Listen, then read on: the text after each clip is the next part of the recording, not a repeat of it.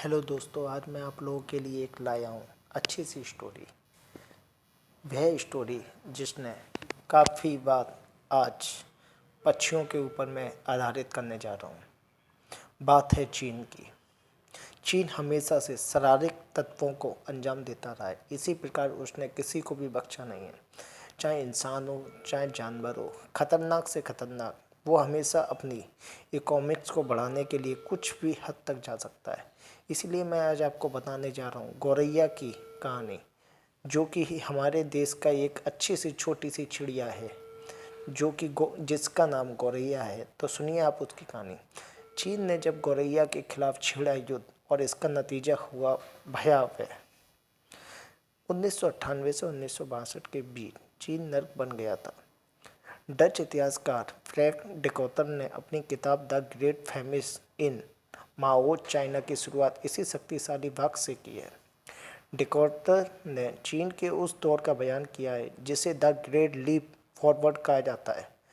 तब वामपंथी चीन की नींव रखने वाले तुक ने समूचे चीन को पश्चिमी देशों के करीब पहुंचने की विकास की दौड़ में ढकेल दिया था। ऐसा उन्होंने सामूहिक खेती व तीव्र औद्योगिकरण के जरिए किया। आगे बढ़ने के इस क्रम के बाद आए ऐतिहासिक अकाल में कितने लोग मारे गए थे, इसे लेकर इतिहासकार एकमत नहीं है। डिकोटर से पहले के अनुमानों में मरने वालों की संख्या 1.5 करोड़ से लेकर 3.25 करोड़ तक बताई गई है, लेकिन डच इतिहासकार फ्रैंक डिकोटर मानते हैं कि 1958 से 1962 के बीच करीब 4.5 करोड़ लोग अनावश्यक रूप से मारे गए थे। बीबीसी मुंडो बात करते हुए किम टॉड बताते हैं कि उस भयावह दौर का सबसे डरावना प्रकरण 4 प्लेग अभियान था। माओ के ग्रेट लीप फॉरवर्ड का हिस्सा जानवरों के खिलाफ चलाया गया अभियान भी था। माओ इन्हें चीन के विकास में बाधा के रूप में देखते थे। 4 तरह के जानवरों को नुकसान पहुंचाने वाला घोषित कर दिया गया था। ये थे चूहे, मच्छर, मक्खियाँ, कीट और गौरैया। माओ ने चीन के लोगों की तमाम शक्ति को इनसे छुटकारा पाने में लगा दिया था। पहले 3 जानवरों को आबादी के स्वास्थ्य और सफाई के नाम पर खत्म किया गया, लेकिन चौथे ने अलग ही तरह का गुनाह किया था। प्राकृतिक इतिहास के विशेषज्ञ और स्पैरो नाम की किताब लिखने वाले जिम टॉड कहते हैं, गौरैया को इसलिए इस सूची में शामिल किया गया था क्योंकि वो बहुत अधिक अनाज खाती है। माओ चाहते थे अनाज का हर दाना सिर्फ आबादी के लिए ही हो, लेकिन गौरैया को मारने की चीन ने भारी कीमत चुकाई। जल्दी न सिर्फ उसे सूची से हटा दिया गया, बल्कि चीन को दूसरे देशों से इस चिड़िया को लाना पड़ा। दोस्तों, उन सालों में चीन में क्या हुआ था उसे बताते हुए पर्यावरणवादी पत्रकार और लेखक जॉन प्लेट कहते हैं, इतिहास प्रकृति के विनाश की कहानियों से भरा पड़ा है। हकीकत बात है, ये इतिहास प्रकृति की कहानियों से भरा पड़ा है, लेकिन चीन में हमेशा अपने लिए ही और इंसानों को महत्व दिया है, ना कि किसी भी जीव जंतुओं पर। तो वो हमेशा ऐसे टूट पड़ते हैं और हमेशा से इसलिए सबसे ज़्यादा गंदा खाना उन्हीं का रहता है। लेकिन 1958 में चीन में जो हुआ उसकी तुलना कम से ही की जा सकती है। उस साल चीन के संस्थापक नेता माओ ने तय किया कि उनका देश गौरैया जैसी चीज़ों के बिना रह सकता है। कई अन्य नीतियों के साथ इस दुर्भावना से लिए गए फैसलों का असर इतना व्यापक हुआ कि बर्बादी का एक सिलसिला शुरू हो गया। अमेरिका के पोर्टलैंड से बीबीसी मुंडो से बात करते हुए प्लेट ने बताया कि गौरैया को मारने के लिए हर तरीका इस्तेमाल किया गया। उन्हें गोली मार दी जाती थी, लोग घोंसले तोड़ देते थे और अंडे फोड़ देते थे। उन्हें मारने का सबसे अच्छा तरीका था उनका पीछा करना और तब तक शोर मचाना जब तक वो बेहोश होकर गिर ना जाए। गौरैया को अपने घोंसले में आराम करना होता है। उड़ने में इस नन्ही सी चिड़िया की ऊर्जा खत्म होती है और ये थक जाती है। ऐसे में इसे आराम करना होता है। उड़ते रहना और खाना खोजना इस चिड़िया के लिए बहुत थकाऊ होता है। प्लेट के मुताबिक उस दौर में गौरैया को इस बड़े पैमाने पर मारा गया था कि ऐसी कहानियां मिलती हैं कि लोग मरी हुई चिड़िया को फावड़ों से उठाकर फेंकते थे। 2 साल के भीतर ही चीन में सर्वाधिक पाई जाने वाली ये प्रजाति विलुप्त होने के कगार पर पहुंच गई थी। टोड बताते हैं कि गौरैया के खिलाफ इस्तेमाल किए गए तरीके इतने सटीक नहीं थे कि वो इस प्रजाति तक ही सीमित रहते। लोगों की भीड़ ने घोंसले तोड़ दिए, जो गौरैया दिखी उसे मार दिया। बीजिंग जैसे शहरों में लोग इतना शोर मचाते थे कि चिड़िया उड़ते उड़ते थक कर मर जाती थी। इससे सिर्फ गौरैया ही प्रभावित नहीं हुई, बल्कि चिड़ियों की दूसरी प्रजातियों पर भी काफ़ी बड़ा गहरा असर पड़ा। कई साल पहले चीनी पत्रकार और पर्यावरण कार्यकर्ता डाई किंग ने लिखा था, माओ को जानवरों के बारे में कुछ नहीं पता था। ना वो ही अपनी योजना पर चर्चा करना चाहते थे और ना ही विशेषज्ञों की सलाह लेना चाहते थे। उन्होंने बस ये तय कर लिया था कि इन 4 प्रजातियों को ख़त्म करना है। लेकिन ऐसा क्या हुआ कि आगे चलकर चूहों, मच्छरों और मक्खियों को तो मारा जाता रहा, लेकिन गौरैया को बख्श दिया गया। टोड समझाते हैं, इस अभियान के बाद ये हुआ कि कीटों का हमला हो गया। लोग ये समझ गए कि गौरैया के खिलाफ अभियान की वजह से ऐसा हुआ है, अतः गौरैया को इस सूची से हटा लिया गया और उसकी जगह खटमलों को शामिल कर लिया गया। प्लेट बताते हैं, प्राकृतिक संतुलन को कुछ हद तक बनाए रखने के लिए चीन को रूस से लाखों गौरैया को लाना पड़ा। पूर्वी एशिया के विशेषज्ञ और बीबीसी पत्रकार टिम लोवार्ड कहते हैं कि इसकी वजह यह थी कि गौरैया चींटियों को खाना पसंद करती है। चींटियों को खाने के लिए गौरैया नहीं बची थी। इससे चींटियों की प्लेग आ गई, फसलें बर्बाद होने लगी और इसके बाद पड़े अकाल में दसियों लाख लोग मारे गए। लेकिन टोड मानते हैं कि गौरैया को मारने और चींटियों के हमले और अकाल के बीच सीधा संबंध जोड़ना आसान नहीं है। गौरैया अधिकतर अनाज खाती है, अपने बच्चों को वो कीड़े खिलाती है। ऐसा वो साल के खास समय पर करती है। अगर आप ये सोचें कि एक बड़ी तादाद में गौरैया नहीं है और ऐसा नहीं कर रही है, तो आप ये सोचने लगेंगे कि इसका कीटों की जनसंख्या पर सीधा असर होगा। बात यह भी है कि इस अभियान के तहत सिर्फ गौरैया ही नहीं मरी बल्कि चिड़ियों की अन्य प्रजातियां भी निशाना बनी थीं। इनमें से कई ऐसी थीं जो गौरैया से ज़्यादा कीट पतंग खाती हैं।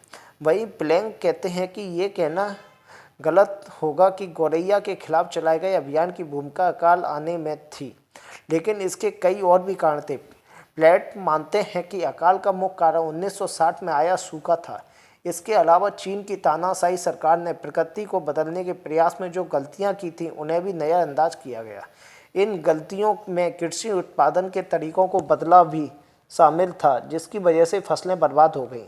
कई लेखक ये भी मानते हैं कि सरकार ने उद्योगों को बढ़ाने देने के लिए स्टील उत्पादन बढ़ाया, जिसके लिए बहुत से लोगों को अपने गांव छोड़कर काम करने फैक्ट्री में जाना पड़ा। इस कारण कृषि उत्पादन घट गया। अकाल के दौरान ज़रूरतों की पूरी नहीं हो सकी। दूसरी तरफ युद्ध का प्रभाव।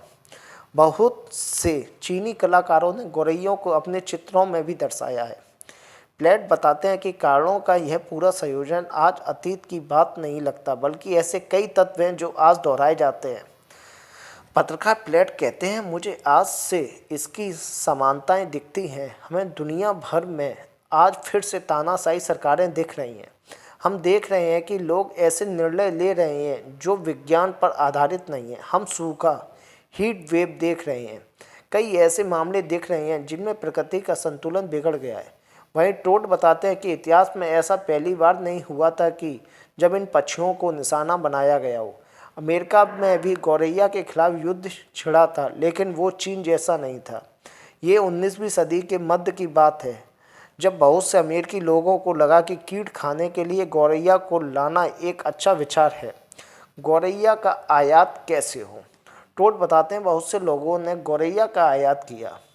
ब्रुकलिन में, ओरेगोन में, सिनसिनाटी में, समूचे अमेरिका में ऐसा हुआ और कुछ ही दशकों में गौरैया की आबादी बेअताशा बढ़ गई। गौरैया कई दूसरी प्रजातियों के प्रति आक्रामक भी हो सकती है।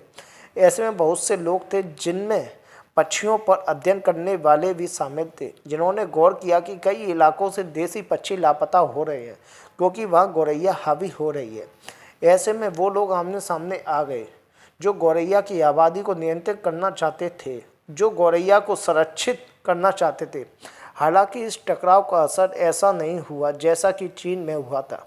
टोट कहते हैं, मुझे लगता है कि कोई भी पक्ष अपना तर्क दूसरे पर थोपने में कामयाब नहीं हुआ था, लेकिन इसमें गौरैया निश्चित रूप से विजेता रही थी, क्योंकि मैं बीबीसी को ये साक्षात्कार अमेरिका के मध्य में बैठकर दे रहा हूँ और मुझे अपनी खिड़की के बाहर गौरैया के चहकने की आवाज़ें आ रही हैं। गौरैया ने अमेरिका को अपना घर बना लिया है। दोस्तों, हमेशा से कुछ न कुछ अच्छा बेहतर करने के लिए हमें ज़रूरी नहीं कि किसी का हमें दमन करना चाहिए। हमारे हिंदुस्तान के अंदर गौरैया का एक अलग ही रूप होता है। गौरैया हमारे घर की शोभा होती है। हिंदुस्तान घरों के अंदर आज भी मैं जाता हूँ तो मुझे लगता है कि यहाँ पहले गौरैया होती थी। मैं उन गौरैयों के साथ खेलता था, उन्हें उड़ाता था, उनकी आवाज़ें सुनता था। मैं उनके बच्चों को खिलाता भी था, पकड़ता भी था, क्योंकि मेरा जो घर था, जो मेरा गांव था, वो एकदम जमुना नदी के तट पर है, जहाँ पर बबूल पेड़ पौधे होते हैं और जिन पर बबूल के पेड़ को गौरैया बहुत पसंद करती है, इसलिए वहाँ सबसे ज़्यादा गौरैया पाई जाती है। घरेलू गौरैया दुनिया में सबसे ज़्यादा इलाकों में पाई जाने वाली जंगली चिड़िया है। ये परिंदा अंटार्कटिका के सिवा हर महाद्वीप पर पाया जाता है। रियल बात है, सभी जगह होती है। गौरैया को अक्सर इंसानों की बस्ती के आसपास देखा गया है, फिर चाहे वो शहरी इलाका हो, जंगल हो या ग्रामीण बस्तियाँ हो। हालांकि अब पूरी दुनिया में गौरैया की आबादी घट रही है। ब्रिटेन में तो गौरैया बड़ी तेज़ी से खत्म हो रही है, लेकिन बहुत से देशों में गौरैया की अपनी अलग पहचान है। किसी झाड़ी, पेड़ या दीवार की दरार पर चाव चाव करती गौरैया का दिख जाना बहुत आम बात है। कभी ये तालाब में तो कभी ये किसी नदी या पोखर में गोते लगाती हुई दिख जाती है। कैसे हुआ गौरैया का विकास? मैं आपको ये भी बताऊंगा इसका विकास कैसे हुआ। इतनी ज़्यादा तादाद में होने के बावजूद अचरज की बात यह है कि इसके विकास की कहानी के बारे में हाल के दिनों तक लोगों को ज़्यादा जानकारी नहीं थी। माना जाता है कि इस पक्षी की नस्ल सबसे पहले मध्य पूर्व में विकसित हुई थी। यहीं से ये पूरे यूरोप और एशिया में फैल गई। बाद में इस पक्षी को ऑस्ट्रेलिया और उत्तरी अमेरिका ले जाकर आबाद किया गया। यूजिन सिफेलिन नाम के कलाकार ने अमेरिका के नाटकों के मंचन के दौरान गौरैया को भी नाटकों का किरदार बनाने की कोशिश की। यह 19वीं सदी के आखिर की है। शायद यूजिन ने ही अमेरिका के तारुफ गौरैया से कराया था। दोस्तों, हमेशा हमें वन जीवों की भी सुरक्षा करनी चाहिए। गौरैया चूँकि बड़ी तादाद में हमारे देश में पाई जाती है, अच्छी दिखती है। गौरैया को ख़ास तौर से चंबल नदी, नदियों का किनारा, बबूल का पेड़, पहाड़ी एरिए और तुम्हारे बेर के पेड़, ये सब पसंद होते हैं। तथा ये वहाँ ज़्यादा पाई जाती हैं जहाँ पर घोंसला आराम से बन जाए, वहाँ पे कोई भी उसे नुकसान ना हो, जहाँ पे पानी अच्छी मात्रा में मिले और वहाँ पे जैसे कि नदी किनारा होता है, चींटी होती है, गांव आसपास हों। तो इस प्रकार हमारे देश के अंदर, जैसे कि मेरा यूपी में पड़ता है, तो यूपी में हमारी चंबल नदी भी है, यमुना नदी भी है। तो चंबल नदी पूरा बिहड़ी एरिया है।